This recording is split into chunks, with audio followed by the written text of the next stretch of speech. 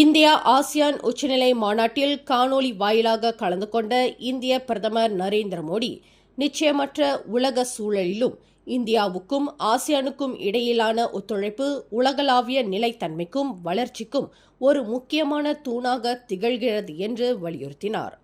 உலக மக்கள் தொகையில் கால் பகுதியை இந்த இரு பிரிவுகளும் கொண்டிருக்கின்றன என்றும், புவியியல் நிலையிலான தொடர்பு மட்டுமல்லாமல் வரலாற்று பிணைப்புகள், பொதுவான மதிப்புகள், ஆழமான வர்த்தக கலாச்சார உறவுகளை இவை பகிர்ந்து கொள்கின்றன என்றும் அவர் குறிப்பிட்டார். ஆசியானின் மையத்தன்மையும் இண்டோ பசிபிக் மீதான அதன் பார்வைக்கு இந்தியா எப்போதும் ஆதரவளிக்கிறது என்று மோடி உறுதிபட தெரிவித்தார். அத்துடன் மாந்தநேய உதவி, பேரிடர் மீட்பு, கடல்சார் பாதுகாப்பு போன்ற துறைகளில் இருதரப்பு ஒத்துழைப்பை மேலும் வலுப்படுத்தவும் 2026ஆம் ஆண்டை ஆசியான் இந்தியா கடல்சார் ஒத்துழைப்பு ஆண்டாக அறிவிக்கவும் அவர் முன்மொழிந்தார்.